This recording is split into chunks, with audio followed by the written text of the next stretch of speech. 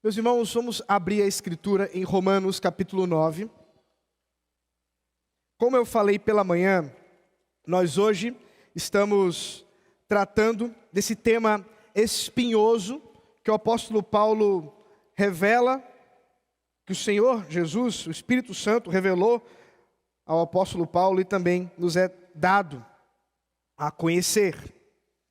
Romanos capítulo 9, nós vamos mais uma vez fazer a leitura do versículo 1 até o versículo 29, a mesma coisa que fizemos pela manhã.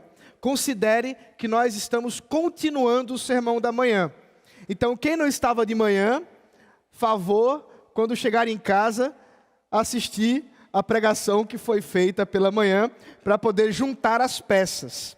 Mas nós estamos enfatizando agora, a partir do versículo 14 até o versículo 29. Pela manhã, a nossa ênfase foi do versículo 1 até o versículo 13, e agora nós vamos enfatizar do versículo 14 até o 29.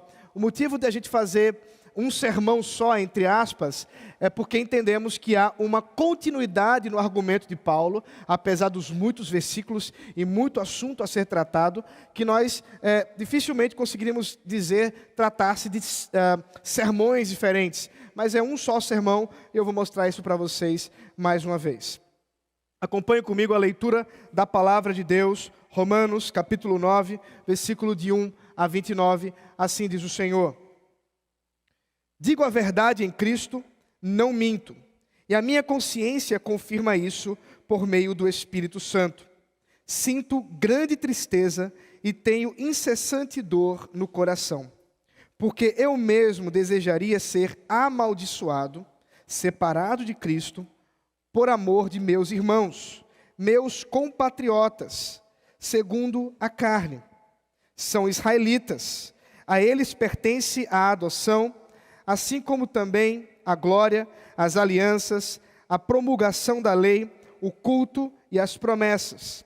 Deles são os patriarcas e também deles descende o Cristo, segundo a carne, o qual é sobre todos. Deus bendito para sempre. Amém.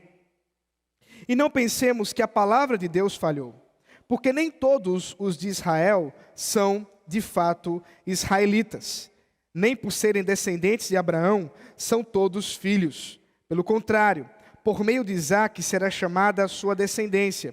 Isto é, não são os filhos da carne que são os filhos de Deus, mas os filhos da promessa é que são contados como descendência.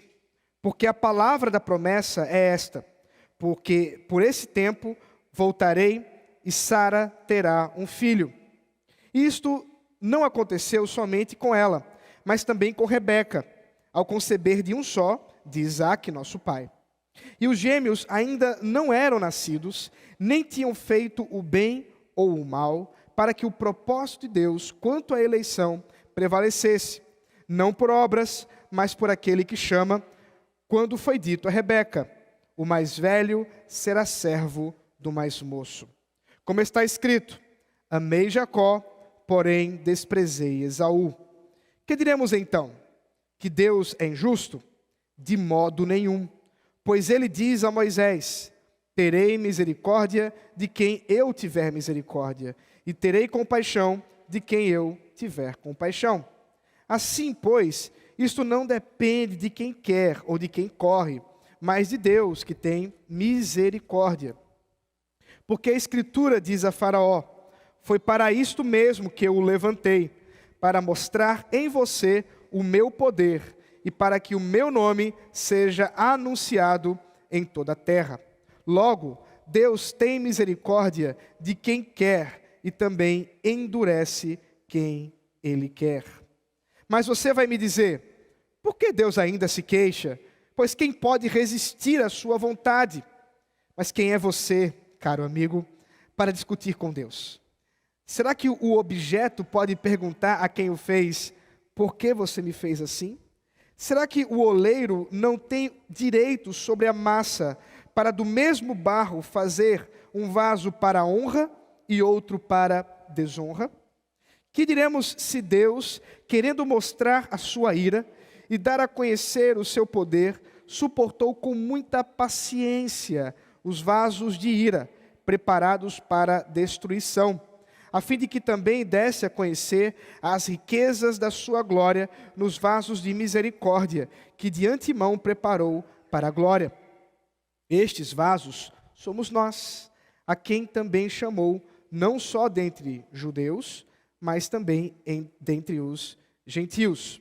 Como diz em Oséias: chamarei de meu povo ao que não era meu povo, e de amada a que não era amada. E no lugar em que lhes foi dito: vocês não são meu povo, ali mesmo serão chamados filhos do Deus vivo. Mas Isaías clama a respeito de Israel: ainda que o número dos filhos de Israel seja como a areia do mar, o remanescente é que será salvo. Porque o Senhor cumprirá a sua palavra sobre a terra, de forma plena e breve. Como Isaías já disse: se o Senhor dos exércitos não nos tivesse deixado descendência, nós nos teríamos tornado como Sodoma e semelhantes a Gomorra. Até aqui a palavra do Senhor. Vamos orar mais uma vez. Senhor, ilumina o nosso coração, instrui-nos nessa noite. Que o Senhor guie a exposição dessa palavra, fazendo com que, ó Deus, ouçamos a Tua voz. Que seja o Senhor a dizer o que de fato queres, no nome de Jesus Cristo. Amém. Meus irmãos, nessa manhã, nós vimos a respeito do grande tema que Paulo passa a dar a partir do capítulo 9. Vimos que, tendo encerrado o capítulo 8, que é o coração da carta aos Romanos, o apóstolo Paulo passa a falar do grande problema da incredulidade do povo de Israel. O motivo é simples. Imagine que Paulo está escrevendo a sua carta para uma igreja de grande número de gentios. Um grande número de pessoas que não conheciam desde o berço a lei do Senhor. Um grande número de pessoas que não eram pertencentes ao povo de Deus, ao povo de Israel, e portanto gentios. E agora eles tomam conhecimento da beleza do Evangelho, eles tomam conhecimento da grandiosidade que é o Evangelho e é o poder de Deus. Mas a grande questão que talvez alguns se perguntassem é: como que você vem me oferecer alguma coisa a qual nem mesmo os seus creram? Como que você pode querer trazer alguma doutrina nova, pelo menos para os gentios era nova, se nem mesmo aqueles que eram os receptores iniciais dessa mensagem, isto é, os judeus, creram? Como é que você vem trazer a respeito, ou falar a respeito de um judeu que fala de um cumprimento de um livro, que aqueles que viveram a vida toda estudando e lendo esse livro, que eram judeus, que andaram com Jesus, muitos deles viram Jesus brincando de bolinha de gude, viram Jesus correndo por aí. Eles não creram, pelo contrário, crucificaram este. E agora perseguem aqueles que dizem que ele ressuscitou. Como que agora você quer me apresentar isso? São perguntas que certamente o apóstolo Paulo está prevendo para com aqueles de Roma. E são perguntas legítimas. E agora, Paulo deseja responder essa pergunta, ou essas perguntas.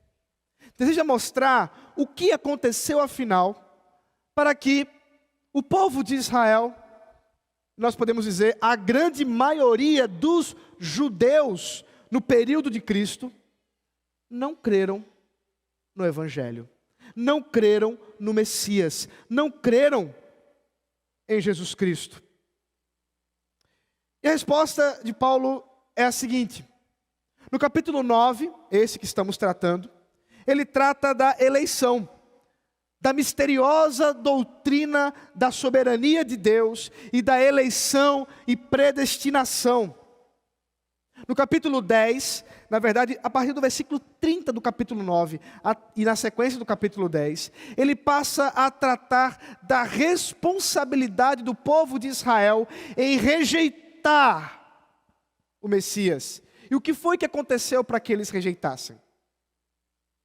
E no capítulo 11, ele encerra essa sessão, mostrando que ainda resta uma promessa, que ainda resta alguma coisa a ser dita a respeito deste povo, a respeito dos judeus. E ele vai esclarecer isso, e nós vamos ver na sequência das exposições nas próximas semanas. Nós vimos o versículo 1 ao 14, hoje pela manhã, e podemos perceber algumas verdades que eu quero lembrar àqueles que estavam pela manhã e ajudar aqueles que não estavam a tomarem ciência. Primeiramente, o apóstolo Paulo reconhece o problema, e para ele, de modo muito pessoal, esse problema é algo talvez mais profundo do que para os gentios. E o motivo é simples. Paulo está vendo seus patrícios, Paulo está vendo os seus irmãos, Paulo está vendo as pessoas que ele conviveu na sinagoga, os seus melhores amigos, indo para o inferno. E ele sofre, diz o texto. Paulo diz, se ele pudesse, ele trocaria de lugar com eles. Se fosse possível que eles fossem salvos simplesmente pela condenação de Paulo, Paulo disse, eu estaria condenado para que eles fossem salvos. Eu me apartaria do Senhor se isso fosse sequer possível. Eu quero que vocês entendam que o incômodo que muitas vezes surge para nós dentro desse assunto da eleição não é algo da igreja cristã do século 21. Aqui está o apóstolo Paulo abrindo o seu coração e dizendo, eu também me incomodo. Eu também sofro com essa situação. Mas eu preciso falar para vocês a verdade.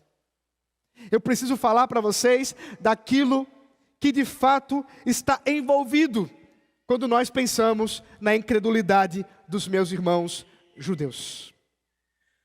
E ele menciona, portanto, que esses israelitas, de fato, eles receberam todas as bênçãos da lei, receberam as promessas, receberam as alianças, receberam o privilégio do culto e da adoração no templo.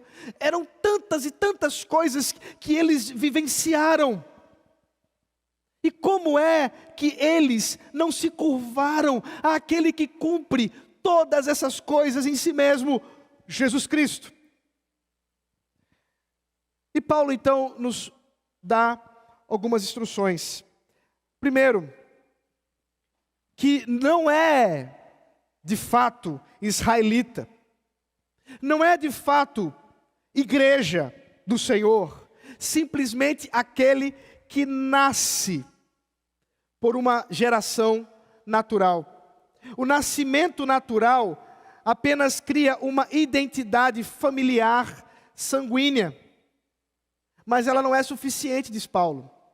E o exemplo que ele nos dá é exatamente o exemplo de Isaque em relação a Ismael e o exemplo de Esaú e Jacó, mostrando que desde a antiguidade, desde o início, o procedimento que Deus fazia em termos de eleição se dava por meio da sua santa vontade, que era mostrada e demonstrada através do cumprimento da promessa.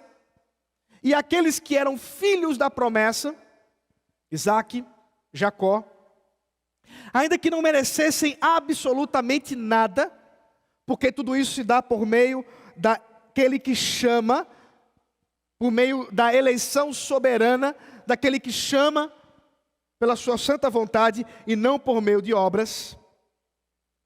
O Senhor cumpre os seus planos, de modo que diz o versículo 6, não pensemos que a palavra de Deus falhou. Deus não falha, a sua palavra não falha, e Ele cumpre os seus propósitos. Mas a pergunta que vem em seguida é, ora, Ismael não pediu para nascer. Ismael não pediu para ser o filho que não era o da promessa. Esaú era o primogênito. O que ele fez para ser desprezado, como diz o texto? Amei Jacó, desprezei Esaú. O que Esaú teria feito para que Deus não tivesse chamado ele para ser o filho da promessa e não o seu irmão que nasceu depois, inclusive chamado de enganador, chamado daquele que faz o mal? E de fato a história de Jacó é uma história terrível. É a história de um homem que engana seu irmão, engana o seu pai, velho e cego. Um homem enganador e mau, que luta com Deus, e nessa luta, ao perder, vence, porque se rende. Mas antes que ele se rendesse, diz o texto, Deus já o tinha escolhido. E como vimos pela manhã, isso não é uma mera questão da história, isso é o método de Deus. Se não fosse assim, não faria sentido Paulo gastar todas essas histórias para ilustrar o motivo dos seus irmãos não crerem. Esse método da soberania e da eleição de Deus é a forma como Deus escolheu agir. E a grande pergunta, como eu disse, eu não fiz a pergunta, é: isso é injusto? Isso não parece justo. Veja o versículo 14. Que diremos então? Que Deus é injusto? Perceba que Paulo está muito preparado para as perguntas que viriam na sequência da apresentação da doutrina. Será que essa situação é injusta? Paulo responde: de modo nenhum. E passa a nos falar agora sobre a justiça e misericórdia de Deus. Passa agora a nos trazer algumas histórias importantes do Antigo Testamento para nos mostrar por que Deus não é injusto e porque a vontade dele prevalece e ele sempre é justo e misericordioso. E a primeira história que ele nos conta é a de Moisés, que se encontra em Êxodo, capítulo 33, versículo 19. E ele cita o texto: terei misericórdia de quem eu tiver misericórdia, e terei compaixão de quem eu tiver compaixão. Aqui a história é a que vocês conhecem muito bem. Lá está Moisés, no alto do Monte Sinai, recebendo as tábuas da lei. E enquanto aquilo de maravilhoso está acontecendo, eles que já tinham recebido a ordem de Deus, a lei do Senhor, resolvem criar um bezerro. Um bezerro de ouro. E o texto nos fala que o povo de Israel olhou para o bezerro e disse: aí está Yahvé, o Deus que tirou vocês do Egito. E o povo se dobrou diante de um bezerro. Quando Moisés contempla toda aquela tragédia, inclusive o próprio Deus ordena para que ele vá até lá, nós vemos todas as palavras que Moisés fala contra o povo, a perversão da idolatria, quando você transforma Deus em alguma coisa menor do que Deus, isto é, na criatura. E no meio daquela confusão toda, Deus olha e diz assim: quer saber do negócio? vai sozinho. Quer saber de uma coisa? Pode ir, Moisés. Eu vou te abençoar. Você vai com esse povo, mas eu não vou com vocês mais não. Essa história está muito estranha. E Moisés diz, não seja assim, Senhor. Se o Senhor não for conosco, se a tua bondade, a tua misericórdia, a tua glória não se manifestar entre nós, nós não temos o que fazer. E ele realmente intercede pelo povo. E é no meio daquela intercessão pelo povo, na mesma história em que ele pede para ver a glória de Deus, no mesmo momento que o Senhor diz, eu vou mostrar minha glória, mas nenhum homem pode ver essa glória, portanto você vai ver a minha bondade e a minha misericórdia passando por você. É nesse contexto todo que o Senhor fala para Moisés, terei misericórdia de quem eu tiver misericórdia, e terei compaixão de quem eu tiver compaixão. É nesse contexto que Deus se apresenta como o Deus soberano, que mesmo diante do pecado daqueles homens, do pecado terrível de Israel, ordena a morte de muitos, ainda que outros vivam, e foi o próprio Deus quem determinou isso, onde Ele decide a quem Ele direcionará a sua misericórdia e a sua compaixão. Portanto, de fato, Paulo deseja recuperar essa história para nos lembrar da soberania de Deus, de ter misericórdia de quem Ele quiser, e uma vez que Ele não é obrigado de fazer isso, Deus não é injusto. Isto é, se Deus nos deixasse em condenação pelos nossos pecados, e não houvesse sequer um homem salvo, Deus seria justo. Porque Ele estaria fazendo a vontade dEle. Mas aprove ao Senhor que não fosse assim a história. Que Ele escolhesse em sua misericórdia e compaixão ter, portanto, direcionar, portanto, o seu amor, a sua misericórdia para aqueles por quem Ele escolheu. Veja o versículo 16, a conclusão. Assim, pois, isto não depende de quem quer ou de quem corre, mas de Deus, que tem misericórdia. Difícil, né, meus irmãos? Nós estamos acostumados, dentro da estrutura da cultura ocidental, a um apelo muito grande àquilo que é chamado de livre-arbítrio. Aquela autonomia que nós esperamos do homem, para que ele tenha um protagonismo na história da salvação, e que no final das contas, é o homem quem decide querer Deus, escolher Deus, desejar Deus. E quando nós somos confrontados com o fato de que no final das contas, quem escolhe é Deus, isso nos dá um incômodo. Esse incômodo é esperado. Esse incômodo é esperado, mas eu não estou aqui para pregar aquilo que você quer que eu pregue. Eu estou aqui para pregar aquilo que Deus revelou na sua palavra. E eu creio naquilo que Deus diz. E Ele diz que Ele é o soberano e não sou eu nem você.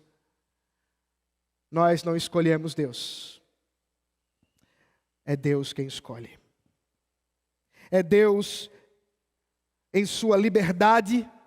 É Ele o livre. É Ele o soberano. É a vontade dEle que se mantém. A nossa, pelo contrário. E se você acompanhou comigo o resto das exposições, aquilo que antecede, Romanos 6 fala claramente que a nossa vontade está cativa, presa. Que vontade livre o quê? Nós não temos vontade livre alguma. O homem não tem liberdade nenhuma para decidir e deliberar, escolher Deus, sem que antes Deus se faça revelar e chame o homem mediante a sua palavra.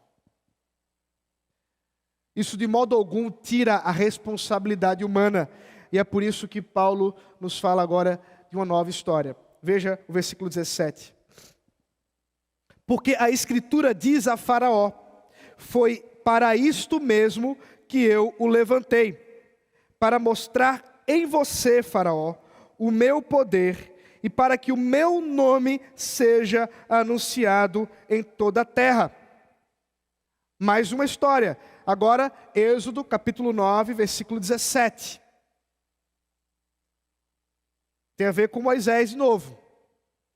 Moisés estava no palácio, diante de Faraó, e Faraó era o homem mais poderoso de toda a terra. Faraó detinha em suas mãos o poder de um imperador.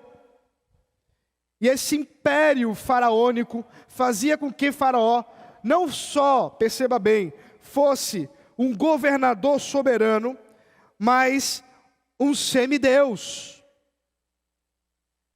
Era um filho dos deuses, com todo o poder e toda a glória. E Moisés olha para Faraó e diz o seguinte: olha, não seja tolo. Você acha que está governando a história. Você acha que você é o protagonista da história do Egito. Pois eu quero te dizer, Moisés fala a Faraó, que foi para a glória de Deus que você foi levantado, Faraó. Que você está sentado nesse trono para a glória de Deus. E se você voltar um pouco o texto, você vai lembrar que quando Moisés é chamado na sarça que ardia, mas não consumia, o próprio Deus diz a ele: olha, você vai lá, e eu vou mostrar a minha glória, e você vai anunciar que eu quero que o meu povo seja liberto, mas eu endurecerei o coração de Faraó.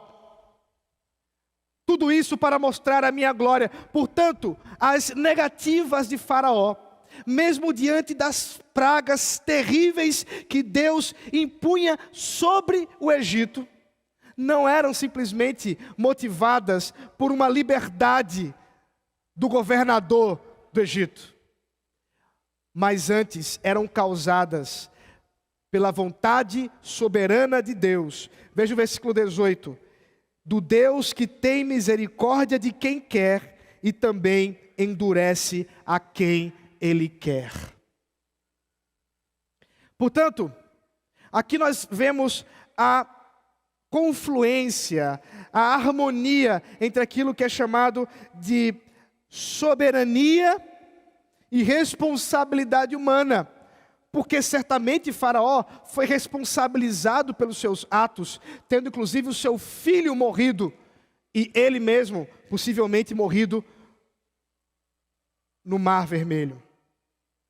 A nossa confissão de fé, no capítulo 5, tratando da providência de Deus, esclarece esse tema, confissão de fé de Westminster. Eu quero lê-la para que vocês percebam o quanto que essa doutrina ela é importante para a gente compreender o todo do texto aqui.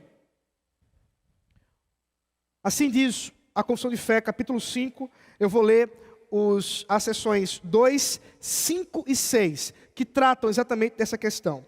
Posto que, em relação à presciência e ao decreto de Deus, que é a causa primária, isto é, aquilo que causa todas as coisas de forma precedente, todas as coisas acontecem imutável e infalivelmente.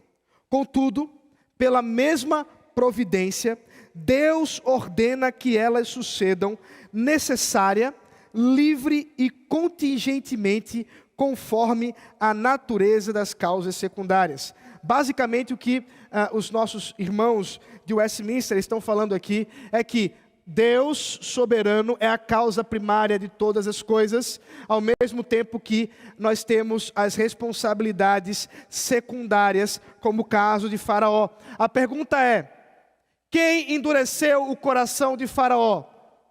Deus e Faraó. Os dois. Inclusive o próprio texto bíblico fala isso. De um coração de Faraó que se endurece por ele mesmo, pelo seu pecado, pelo seu desejo de fazer o povo de Deus ser punido por causa das pragas desse Deus que estava atacando os deuses do Egito. Mas ao mesmo tempo é Deus demonstrando a sua glória. Ao mesmo tempo, sem nenhuma contradição. É nesse sentido que vem a seção 5. O muito sábio, justo e gracioso Deus, muitas vezes deixa por algum tempo seus filhos entregues a muitas tentações e à corrupção do próprio coração, para castigá-lo pelos seus pecados anteriores, ou fazê-los conhecer o poder oculto da corrupção e o dolo do próprio coração, a fim de que sejam humilhados, para animá-los a dependerem mais íntima e constantemente do apoio dele e torná-los mais vigilantes contra as futuras ocasiões de pecar, bem como para vários outros fins justos e santos. Aqui está a relação do pecado com o crente e com os incrédulos. Veja que faz referência exatamente a Faraó.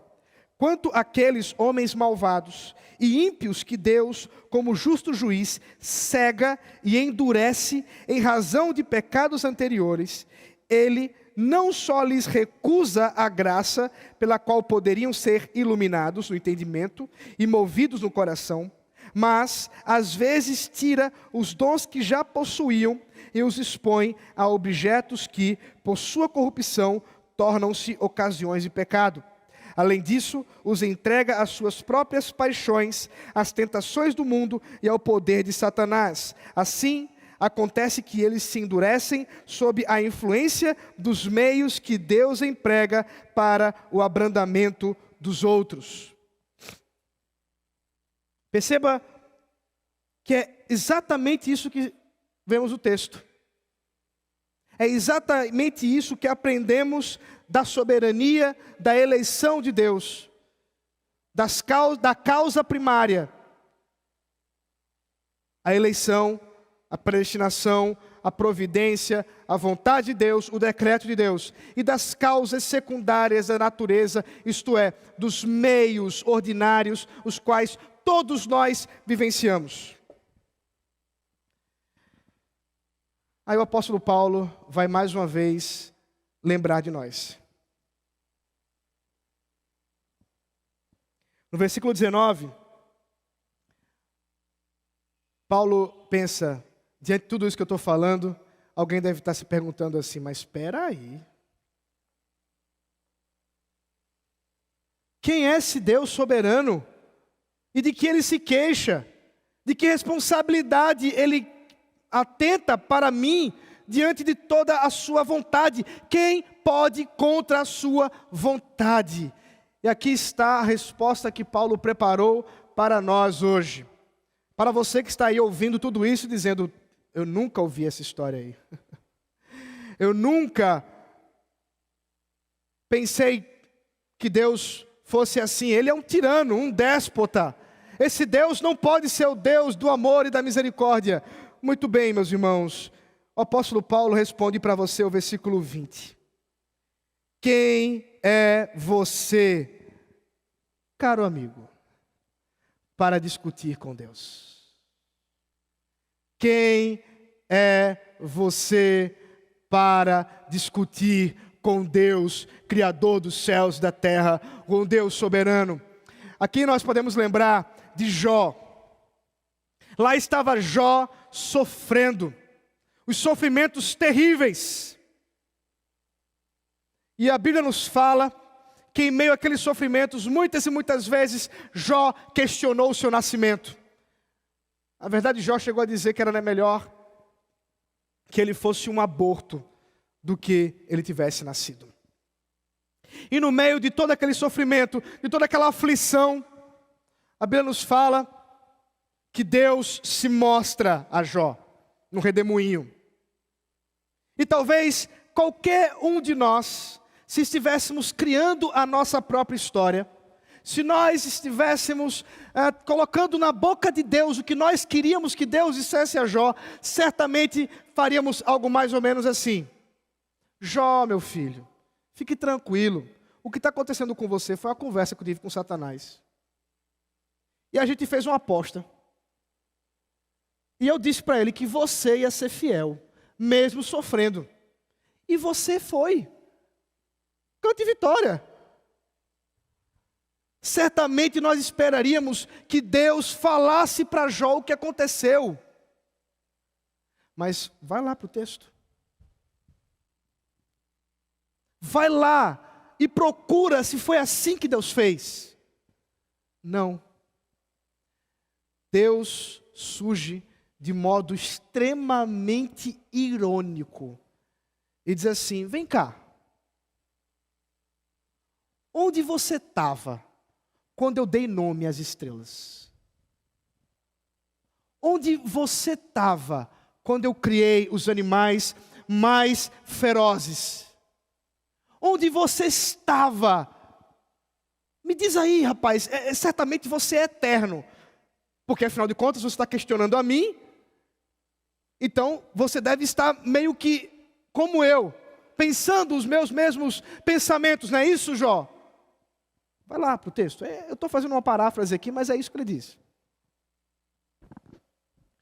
Meus irmãos, aqui nós somos lembrados que diante dessa doutrina, diante da doutrina da eleição, como eu disse pela manhã, nós precisamos estudar isso de joelhos dobrados, e dizendo: eu não sou Deus, eu não sou Deus, tu és Deus, tu és Deus, eu não sou Deus, tu és Deus. Porque se nós não nos debruçarmos para esse tema, se não olharmos para esse tema com total submissão ao Deus eterno, imortal, todo sábio, certamente nós vamos propor uma outra história. É nesse sentido que Paulo faz uma alegoria do oleiro. E ele diz que Deus é como um oleiro, que do mesmo barro forma dois tipos de vaso.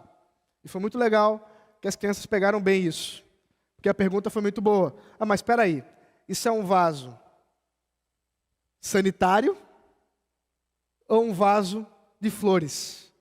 Nos nossos dias, os elementos que fazemos, eles são distintos. Mas nos dias bíblicos não era assim.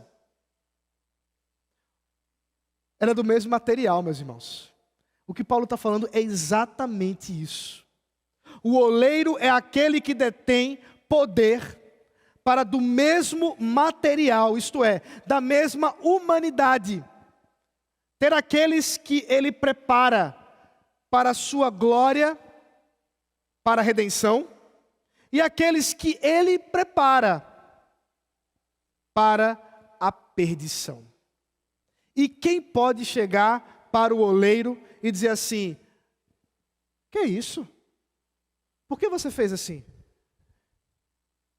Qual o vaso que pode chegar para o oleiro que o fez e dizer: por que você me fez assim? E Paulo diz: isso não é possível. Deus quis demonstrar a sua ira, o seu poder, suportando esses vasos que foram preparados para a ira, para a perdição. Eles já têm um destino traçado pelo próprio Deus.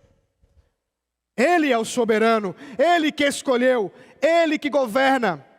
Enquanto que nós manifestamos também a glória e a misericórdia de Deus como vasos preparados para a misericórdia. É assim que ele conclui, dizendo: estes vasos preparados para a misericórdia, para a glória de Deus, somos nós. Aqui refuta toda a ideia de que Paulo está falando apenas de Israel. Aqui refuta toda a ideia que Paulo está falando apenas de uma historinha e que não tem nada a ver com a gente, porque ele está dizendo que isso tem a ver conosco. Veja o versículo 24: estes vasos somos nós, a quem Deus chamou, não só dentre os judeus, mas dentre os gentios. Essa é a explicação. É porque Deus, em sua soberania, em suas promessas, resolveu fazer com que eu e você, que não merecemos nada de Deus, que somos pecadores miseráveis, fôssemos contados dentre aqueles que são remidos e lavados pelo sangue do Cordeiro. Isso não tem nada a ver com as suas obras. Isso tem a ver com a vontade soberana de um Deus soberano, Criador dos céus e da terra. E ele então cita 2 textos de Oséias. O profeta Oséias tem uma história incrível, em que o Senhor chamou o profeta para se unir a uma mulher que iria lhe trair. Uma mulher que é chamada de prostituta exatamente porque ela saía do seu lar para ter outros homens. E Deus queria usar a história do profeta como a história dele mesmo, como um marido traído, que é o que ele se sentia.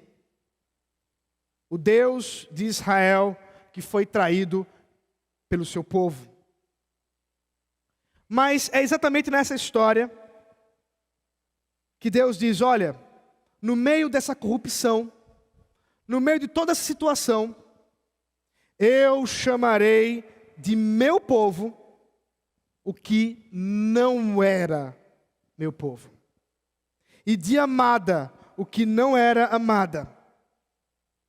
E daqueles que ouviram que não eram meu povo, serão chamados filhos do Deus vivo. O apóstolo Paulo aplica essa profecia exatamente na história dos gentios. O apóstolo Paulo entende que quando Oséias ouve essas profecias, porque se você voltar lá para a história de Oséias, você vai ver que Deus está dizendo, olha, de Israel eu não quero mais nada. Do reino do norte não há mais nada. De Judá eu ainda terei alguma coisa, mas Israel, mais nada. E no meio disso ele diz, mas haverá um dia em que alguém que não é meu povo, eu chamarei de meu povo. Alguém que não era minha amada, eu chamarei de minha amada. Para a vergonha desse povo, que era meu e me abandonou. E Paulo vai explicar isso no capítulo 11 melhor.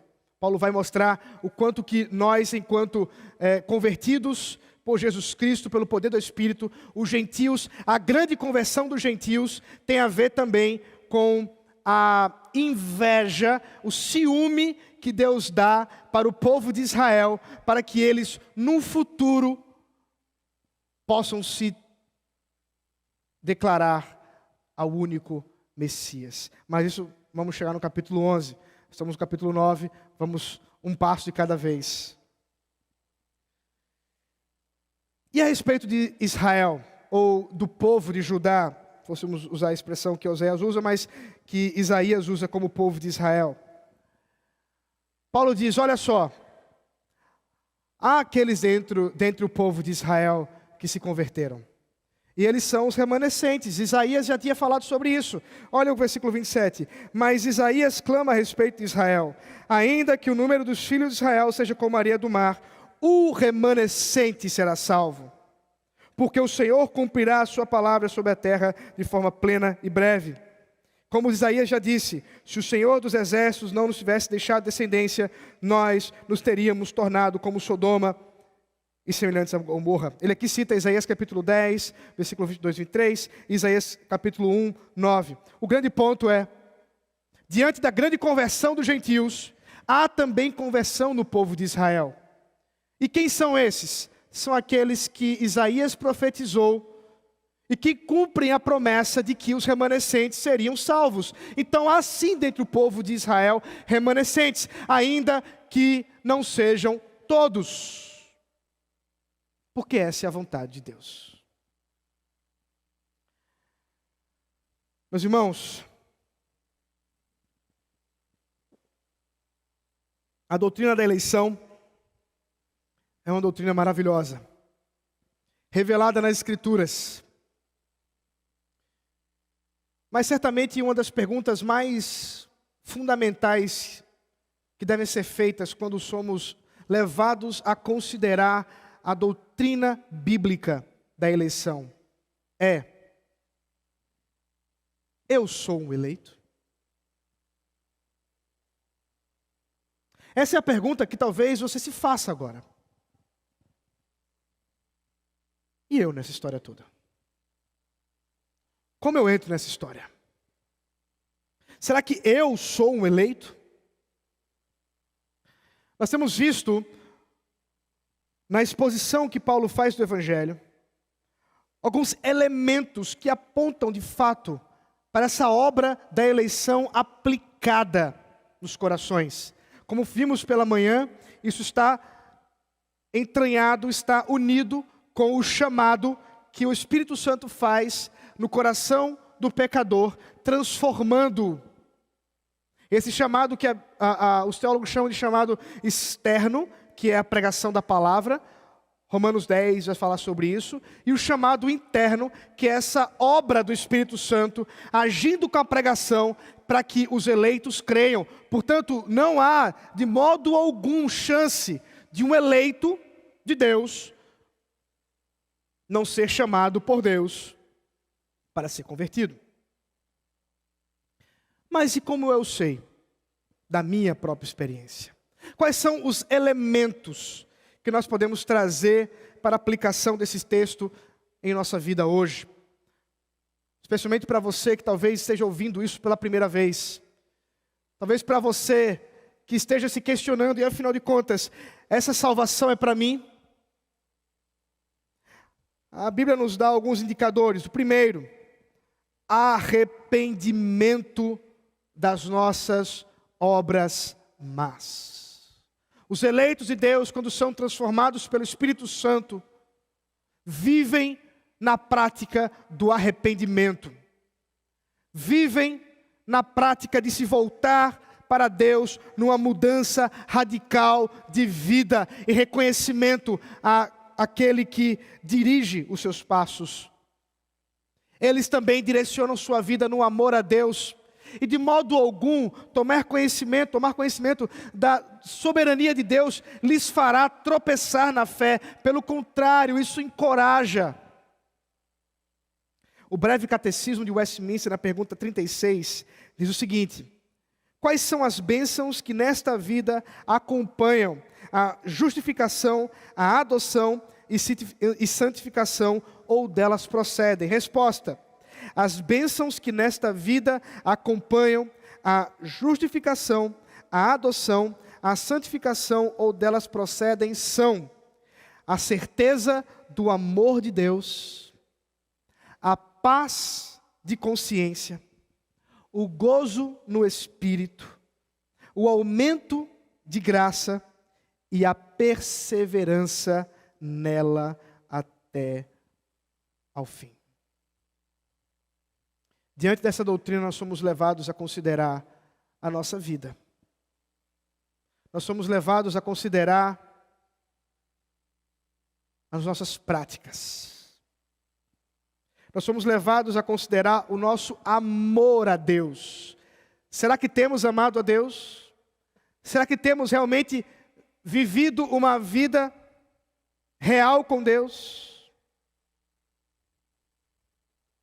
Hoje é o dia que nós devemos declarar a glória do Senhor. Quero convidar você a abrir mais uma vez o texto que lemos de manhã, lemos agora à noite e vamos cantar ele. Mas eu quero que você abra aí, Romanos capítulo 11, versículo 33 ao 36. E nós vamos ler juntos esse texto. Esse texto, ele conclui a sessão do capítulo 9 ao capítulo 11, e só pode ser concluído com uma doxologia, isto é, com uma adoração. Porque a única coisa que nos resta, diante da doutrina da eleição, é nos curvar diante de Deus e dizer, vamos lhe dizer todos juntos, versículo 33. Ó profundidade da riqueza, tanto da sabedoria como do conhecimento de Deus. quão inexplicáveis são os seus juízos, e quão insondáveis são os seus caminhos. Pois quem conheceu a mente do Senhor? Ou quem foi o seu conselheiro? Ou quem primeiro deu alguma coisa a Deus, para que isso lhe seja restituído? Todos juntos com força, vamos ficar em pé, vamos fazer diferente, vamos ficar em pé. E vamos ler juntos o versículo 36. A plenos pulmões. Os meninos podem entrar, que nós vamos cantar essa música. Vamos ler juntos o versículo 36, meus irmãos. Porque dele, e por meio dele, e para ele são todas as coisas. A ele seja a glória para sempre. Amém. Ó Deus maravilhoso, nós nos curvamos diante de Ti, santo e soberano, Senhor. Essa doutrina, Senhor, humilha toda a nossa expectativa de protagonismo, toda a nossa expectativa de que somos nós os detentores da nossa história. Mas sabemos que Tu és, e somente Tu és o soberano. A Ti somente, Senhor, a glória. A Ti somente todo louvor. Portanto, nós podemos declarar, Senhor, que a Ti somente a glória pelos séculos dos séculos. Ó Deus, aplica em nós a Tua palavra. Reveste-nos, ó Deus, de certeza da salvação, de amor a Ti, Senhor, para a Tua glória, em nome de Jesus Cristo. Amém.